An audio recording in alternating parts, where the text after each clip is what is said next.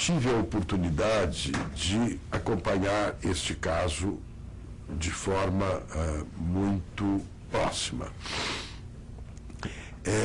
através daquilo que o Supremo passou, a partir deste caso, a considerar uma prática razoável, que é o amicus curiae brief, não?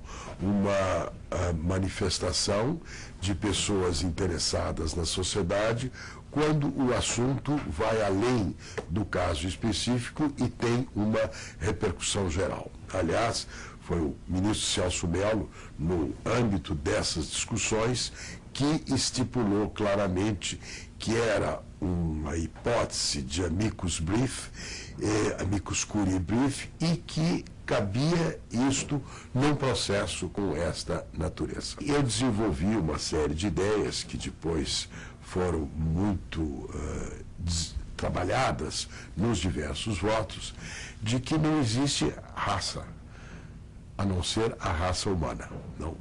E que, portanto, todos são passíveis de um crime de prática de racismo. Isso inclui os judeus, mas inclui os brancos, inclui os negros, inclui todo integrante da raça humana. E que, portanto, havia um deslizamento conceitual no argumento apresentado pelo advogado de Elvanger, porque a temática da prática do racismo era uma temática incluída no âmbito abrangente da discriminação e, como tal, deveria ser considerada. Celso Laffer é autor de um livro que traz conceitos dos direitos humanos no Brasil e no mundo. A obra tem um capítulo específico sobre o julgamento no Supremo do editor de livros Siegfried Elvanger.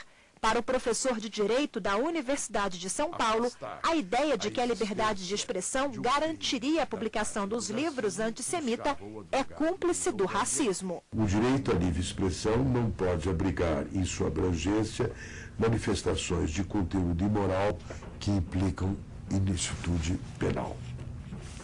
As liberdades públicas não são incondicionais, pois devem ser exercidas de maneira harmônica, observados os limites definidos na própria Constituição Federal. O preceito fundamental da liberdade de expressão não consagra o direito à incitação ao racismo, dado que um direito individual não pode constituir-se em salvaguarda de condutas ilícitas, como sucede com os delitos contra a honra, não? Injúria, calúnia e difamação. E aí, prevalência da dignidade da pessoa humana. A decisão do Supremo sinaliza para o compromisso da sociedade brasileira contra o racismo. Nós somos uma das últimas sociedades do mundo a abolir a escravatura, que era baseada numa questão de cor. Nós tivemos no nosso passado recente muitos casos de antissemitismo, basta ver o governo Vargas, por exemplo, na época do Estado Novo. Portanto, o Constituinte brasileiro tinha razões para proibir o racismo. Nós tivemos uma série de atos contrários, por exemplo, à identidade e autonomia dos indígenas, também muitas vezes classificados como raça inferior. Portanto, quando o Constituinte, 87 e 88, se reúne para constituir uma sociedade democrática, ele se preocupa com o racismo. E, nesse sentido, a decisão do Supremo é um sinal importante da manutenção, da persistência desse compromisso. Foi extremamente importante, porque nós já tínhamos uma lei rigorosa, essa lei foi aprimorada e hoje ela está em pleno vigor. Uma lei, inclusive, que gera um certo ciúmes de alguns colegas fora do país, quando eu tenho participado de alguns congressos, e esses colegas sempre dizem que adorariam ter uma lei tão rigorosa, tão eficiente como a que nós temos aqui no Brasil. O julgamento do habeas corpus em favor do editor de livros, Siegfried Elvanger, entrou para a história do Supremo como uma decisão inédita da Corte sobre o racismo. Mas, segundo especialistas que atuam no direito, esse julgamento também pode ser considerado como um dos mais polêmicos da história do tribunal, pelas discussões geradas fora e dentro da corte. E o fato é de uma gravidade excepcional, porque é que alimenta um ódio histórico que chegou ao extermínio de um grupo humano. Isso significa botar em risco todas as pessoas no que tem de universal e que não tem nada de diferente. Basta isso. Excelência, basta ler o livro dele para que a gente faça uma psicanálise dele. Ele condena a desonestidade, ele condena a mentira, ele condena o racismo, ele se considera defensor da verdade, ele se considera um homem de caráter. É o herói do seu tempo. Não, porque ele diz isso. Pela leitura é o herói do tempo. É porque ele diz isso. O grande herói do entendeu? tempo. Agora, por outro lado, eu sou marcado positivamente e definitivamente por aquela frase de Voltaire.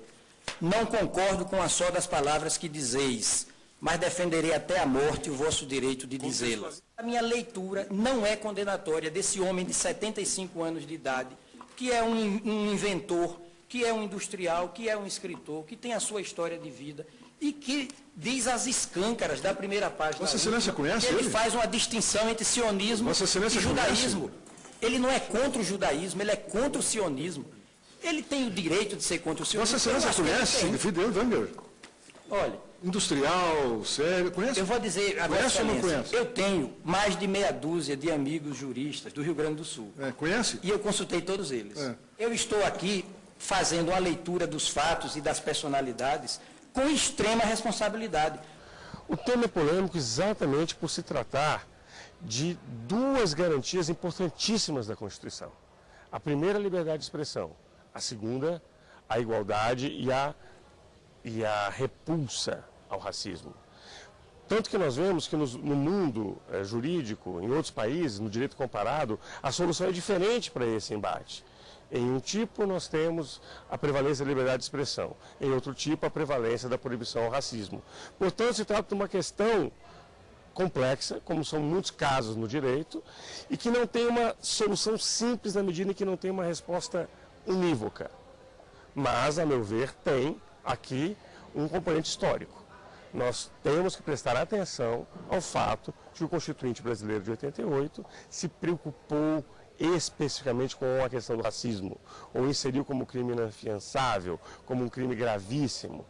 Esse compromisso do Constituinte contra o racismo foi o que levou, a meu ver, a maioria dos ministros do Supremo Tribunal Federal à época a considerar o caso como um crime de racismo. O julgamento que ocorreu entre dezembro de 2002 e setembro de 2003 foi um dos primeiros de grande repercussão que foi transmitido ao vivo pela TV Justiça.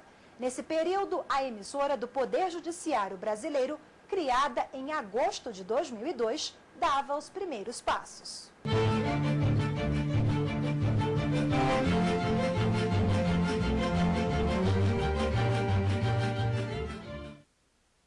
A repercussão do julgamento foi tão grande que, atendendo a pedidos de telespectadores na época, a sessão chegou a ser reprisada na TV Justiça.